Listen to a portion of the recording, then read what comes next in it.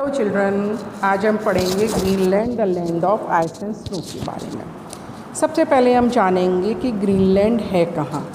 Greenland northern hemisphere में north pole के पास में टुंड्रा रीजन में है और ये डेनमार्क का पार्ट है और ये सबसे बड़ा आइलैंड है।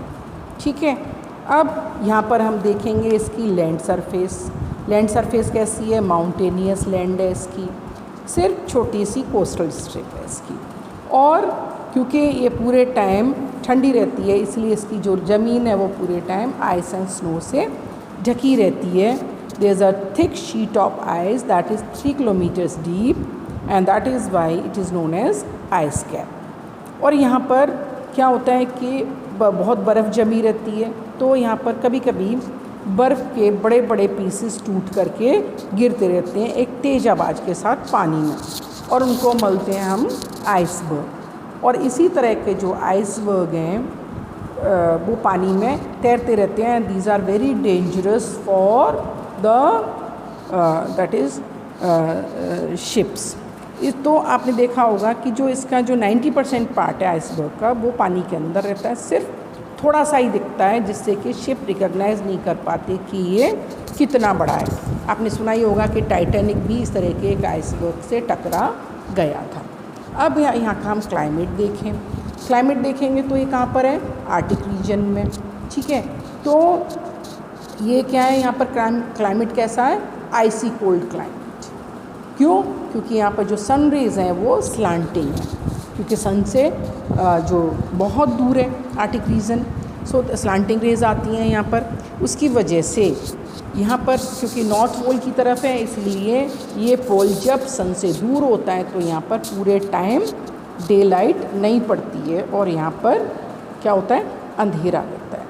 सनशाइन इवन एट मिडनाइट, कभी कभी मिडनाइट में भी सन निकलता है, तो इसको हम बोलते हैं द लैंड ऑफ मिडनाइट सन।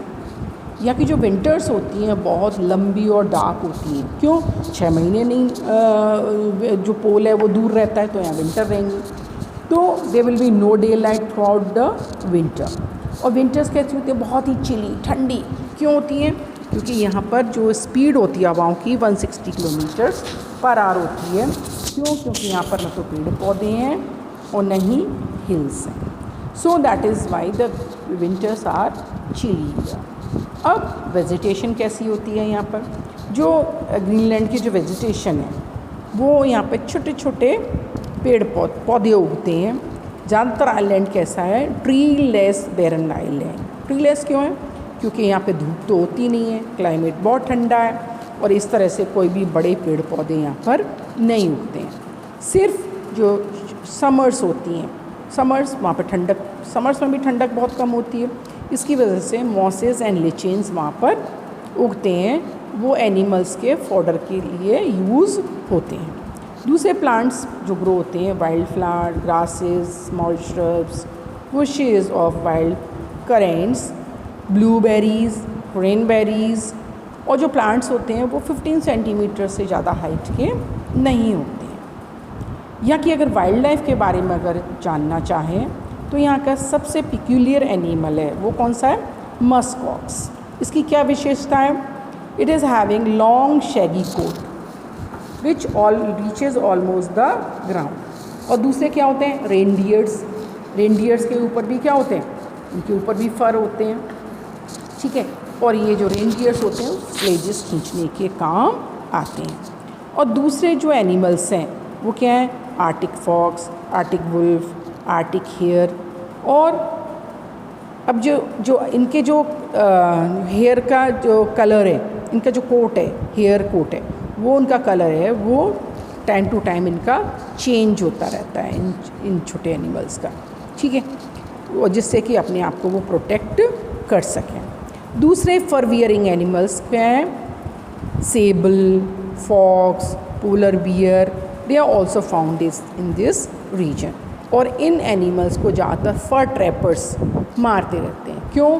फ़र के लिए, और वो फ़र अपने कपड़ों में वो यूज़ करते हैं। अब the sea, there is a sea also, sea है यहाँ पर जहाँ पर बहुत सारी सील्स, whales and walruses। जिनको मार करके और उनको अपने फूड के लिए वो यूज़ करते हैं। अब यहाँ पे लाइफ कैसी है? Greenland has a very small population. यहाँ पे क्योंकि क्लाइमेट बहुत ही ख़तरनाक है, यहाँ का बहुत ठंडा है, इसलिए यहाँ पे लोग रहना पसंद ज़्यादा नहीं करते हैं। जो थोड़े से लोग रहते हैं उनको बोलते हैं हम एस्किमोस। एस्किमोस कैसे होते हैं? इनकी हाइट बहुत छोटी हो, so they are short and sprout, they have narrow black eyes and flat face. फिर ये छोटे छोटे गाँव में रहते हैं, ठीक है। अब इनका मेन ऑक्यूपेशन क्या है? Phishing and hunting. क्यों फ़िशिंग और हंटिंग है? यहाँ पे फार्मिंग तो हो नहीं सकती, इसलिए यहाँ के लोग क्या करते हैं? Phishing and hunting. क्यों? अब वहाँ पर ज़्यादातर जो लैंड है वो आइस शीट से ढकी हुई होती है, इसलिए यहाँ खेती नहीं हो सकती। इसलिए यहाँ के जो एस्किमोज हैं, दे आर गुड हंटर्स, और हंटिंग करने के लिए एक वेपन यूज़ करते हैं, उसको हम बोलते हैं हार्पून। हार्पून क्या होता है? A spear with a rope of leather attached to it, ठीक है। अब क्या करते हैं? वो ज़मीन के अंदर राउंड होल्ड उसमें करते हैं, और उस होल में जब भी फिशेस ब्रीदिंग के लिए ऊपर आती हैं तो उनको वो मार लेते हैं, और उनको वो अपने फूड में और उनकी स्किन को अलग अलग काम के लिए यूज़ करते हैं। अब ये किन को मारते हैं? सील, वॉलरस, पोलर बियर, ठीक है। अब इस जो स्किन है उसको किसके लिए यूज़ करते हैं? फुटवियर एंड क्लोथिंग के लिए। और इनका जो फैट है वो किसके लिए यूज़ करते हैं? लैम्प जलाने के लिए। And the meat is use for food. अब जो क्लोथ्स हैं, clothes of the Eskimos are made from the skin and fur of animals. किससे बनाते हैं? स्किन से और फर से, क्योंकि उनको बॉडी बार्न करनी है। फिर अब जो उनको स्टिच कैसे करते हैं, है ना, जो सील की जो स्किन है उससे वो बनाते हैं वो, because seal skin is water proof, इसके अंदर पानी भी नहीं जा सकता। फिर they wear coat and jacket with fur lined hood called parka. उनके जो कोट होते हैं उनमें फ़र लगा हुआ तो उनको बोलते हैं पार्का, ठीक है। फिर वो बोलते हैं फर ग्लव्स, है ना, warm legging, long legged shoes made from skin of seal. जहाँ सारे कपड़े उनके किसके बने होते हैं?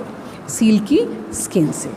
अब वो बोट, स्मॉल बोट यूज़ करते हैं, और क्योंकि वो उनको पानी में से ला करके जो सील और वॉलरसेस वगैरह उनको मारनी होती हैं, तो एक स्मॉल बोट वो बनाते हैं, उसको बोलते हैं वो कायक्स। क्या बोलते हैं इसको? कायक्स। किसकी बनी होती हैं? वॉलरस और सील की स्किन को स्ट्रेच करके वुडन फ्रेम के ऊपर लगा दिया जाता है, जिससे कि वो ख़राब नहीं होती है। अब वो सामान को एक जगह से दूसरी जगह ले जाने के लिए क्या यूज़ करते हैं? वो स्लेजेस। और स्लेजेस को कौन खींचते हैं? हस्की डॉग्स और reindeers, okay, to transport the goods. अब रहते कैसे हैं? अब घर कैसे बनाएं? घर बनाने के लिए वो भी किसका यूज़ करते हैं? वो बर्फ़ का। और जो बर्फ़ के जो घर होते हैं इनको बोलते हैं इग्लू। और इग्लू कैसे बनाते हैं? वो डोम शेप्ड, और एक लंबी टनल सी होती है और एंट्रेंस होता है, जिससे कि उसमें ठंडी हवाएं जल्दी नहीं जाएं, और उसका जो फ्लोर है वो किससे कवर करके रखते हैं? वो स्किन एंड फर, ठीक है ना, क्योंकि ज़मीन अदरवाइज़ ठंडी लगेगी, ठीक है। और 2-3 घंटे में अपना हाउस वो बना लेते। लेकिन गर्मियों में दे यूज़ पोर्टेबल हाउस, और ये पोर्टेबल टेंट्स, और वो पोर्टेबल टेंट्स किसके बल्ले होते हैं? स्किन ऑफ रेनडियर एंड सी। लेकिन आजकल क्या कर रहे हैं? बहुत कम लोग इन इग्लूज़ में रहते हैं, ज़्यादातर उनके पास परमानेंट हाउसेज़ हैं। और परमानेंट हाउसेज़ किससे बने होते हैं? वो वुड के, और वुड वो दूसरी कंट्रीज से इंपोर्ट करते हैं, और उसके बदले में फ़िश और फर वो भेजते हैं। अब बहुत सारे चेंजेस आ गए हैं उनकी लाइफ में, ठीक है। अब जो दूसरे जगह की तरह से ग्रीनलैंडर्स की लाइफ भी बहुत तरीके से वो चेंज हो गई है। अब वो बड़ी बड़ी ऑयल कंपनीज़ में भी काम करते हैं, वो टाउन में रहते हैं। टाउन में शॉप्स हैं, लाइब्रेरीज़ हैं, हॉस्पिटल्स हैं, स्कूल हैं, मार्केट हैं, क्लब हैं। So they enjoy all these facilities. They have all modern kayaks, modern means of transport, और कायक उन्होंने अब रिप्लेस कर दी। मोटरेबल उनके पास बोट्स, मोटर बोट्स हैं, जिससे कि वो सी में जाते हैं और अपना सील और वॉलरसेस को वो मारते हैं। फिर स्पीयर की जगह वो किसका यूज़ करते हैं, वो राइफ़ल का। ठीक है, पहले फर ट्रैपर्स जो फर बियरिंग एनिमल्स से होते थे उनको मारते थे, लेकिन आजकल वो क्या करते हैं, उनको रियर करते हैं और उनसे मीट और फर वो अपना लेते हैं। ग्रीनलैंड की जो कैपिटल है दैट इज़ नुक और Godthab, which is also modern centre of trade. ठीक है, it also has a modern airport, यहाँ पे नुक में मॉडर्न एयरपोर्ट भी है, और हेल्स्टनबर्ग में एक बड़ा शिप यार्ड भी है, शिप से वो सामान इधर से उधर वो भेजते रहते हैं। So because of the modern science and technology brought this island closer to world. So this is all about this chapter. Thank you.